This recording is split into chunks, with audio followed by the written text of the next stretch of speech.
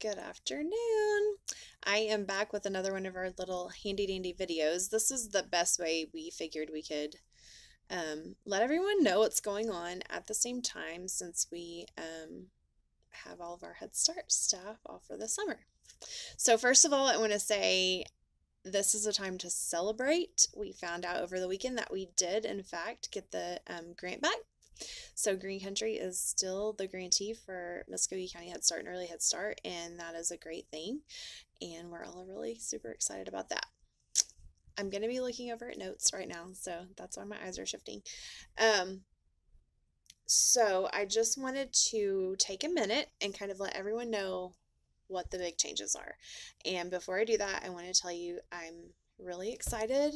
I feel like I have a brand new kind of zeal for our program and what's going to be happening. So without further ado, I'm going to try to cut the fluff and make this pretty short and sweet for you guys. I know that some of you are already home from work and some of you are on summer vacation, so I don't want to take up a lot of your time.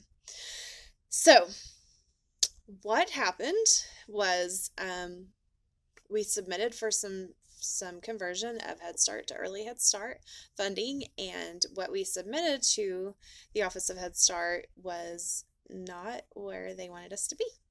First of all, with our cost per child, we were a little low on that, and secondly, just looking at our community assessment and our program, and just the trend of the nation and Head Start itself, they really wanted us to do more conversion than what we did. So the numbers sound kind of shocking, at least they did to us. So our new enrollment for this year is going to be 153. I said that like an Okie 153 early Head Start students, with 11 of those being home-based. We will have 17 early Head Start classrooms. We will have 192 Head Start kiddos this year in 12 Head Start classrooms. So you can kind of see what I was talking about in our video before is the trend is heading to early Head Start. So we now have more early Head Start classrooms than Head Start.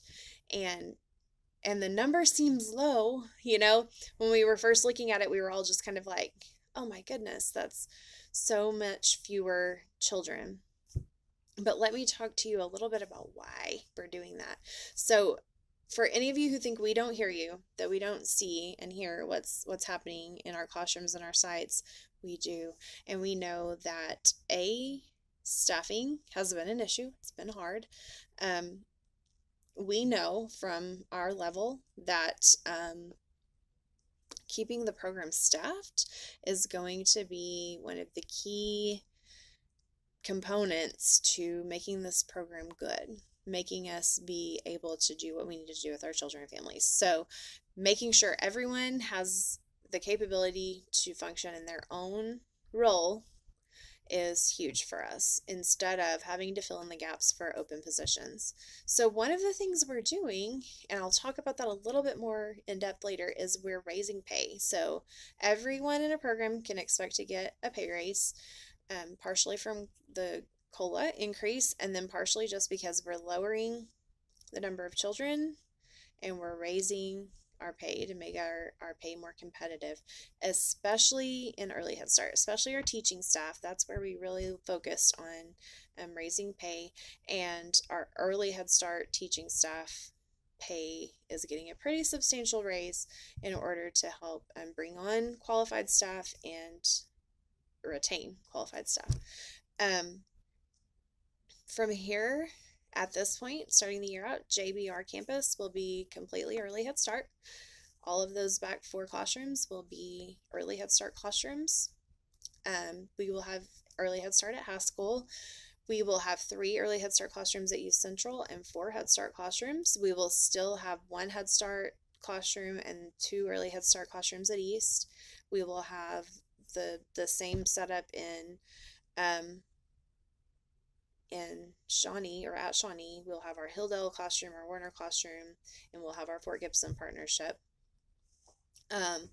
We will be I don't know who all knows this yet, but we opened up a new site coordinator position, and our newest site coordinator, who used to be a site coordinator for us, and we're super excited to have her back on our team, is Jennifer Mace. That FA position will not be refilled. So the average caseload, now that our numbers are where they're at, will be 38 for a family advocate. That doesn't mean every single family advocate will have 38. There are going to be variations to that, but on average, that's going to be the caseload size. The Office of Head Start was really happy with that. And we're still going to have to move someone else into an early Head Start position for family advocates. Now that we have more family advocate or more early Head Start classrooms than Head Start, we're going to have more early Head Start family advocates. Keeping in mind that if you're working the full year as a family advocate, you're getting paid for the full year. So it will be more money. You'll have to work more, but it'll be more money. Another really great thing that we did is we're lowering our class sizes for Head Start. So our 4-year-old classrooms are going to have 19, and our 3-year-old classrooms will have 15. Saying that, that doesn't mean you won't ever have more or less kids in your classroom, but that's going to be our baseline size. We're looking at enrollment agency-wide, not classroom by classroom. So if for some reason we weren't able to fill a spot in one classroom, that may mean we have to put 16 in another classroom, or vice versa. So that can vary a little bit, but when we started out before with a 17 base for 3-year-olds, now we're moving it to 15, and that's a good thing. That we feel like it's going to make those classrooms more manageable for teachers, especially with all the increasing challenging behaviors that we have. So that is what is happening. It's a lot to take in. It's exciting. We will still have our home base with 11. There are going to be moves. I told you guys, moves are happening, and it's not because we just want to move you. It's because things are changing, and so we're going to have to move some people around. I talked to you all a little bit about some of the benefits of moving into early Head Start, and like I said, we're trying to make our pay more competitive. A couple of things we've done is, like I said, everyone across the board you're going to see a little bit of a pay raise.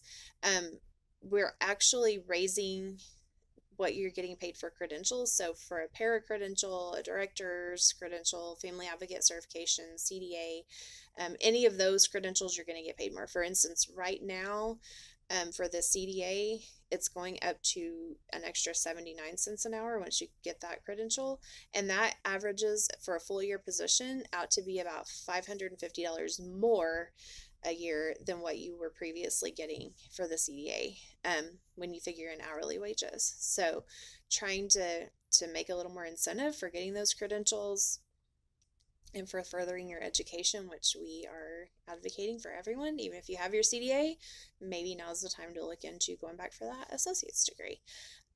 If you already have those credentials, you can be expecting to see your pay raised pretty soon. So the other thing with our early Head Start, so our teacher trainee position is actually going to increase by $2.64 an hour.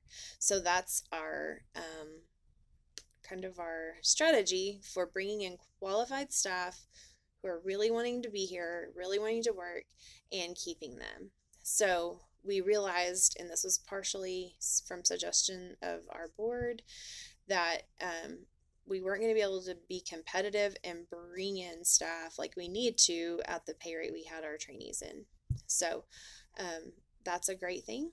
Our teachers that are already established in early Head Start classrooms are going to be getting a pay raise of $1.72 an hour. And that's before, we figure in credentials and tenure. So we're actually upping our pay for tenure too. The 5-year, 10-year, 15-year, 20-year pay increases that you get, those are going to be raised as well. So we're really focusing on compensating our staff the way that we need to in order to keep them on board. And we know that that's not the only thing that matters when you're deciding whether or not you're going to stay in a job, especially a position like this where, I know the majority of you are here to make a difference. So we get that, but we also know money talks. So being able to lower some of our family numbers that we're serving, I feel like is going to increase our quality. So it's not all about quantity. You know, if we were in a classroom this year that didn't have a lead teacher, or that had to have different substitutes coming in and out through the year, or had family advocate, you know, that wasn't getting to work with the family like they wanted to, instead they're having to sub in the classroom, that's not quality, and that's not what we're about. So we're so excited. So excited. I'm so excited to share this with you guys and let you know that we're kind of starting fresh and things are different, and heading in this new direction for our agency is exciting, and I'm excited to be on this new 5-year journey with you guys.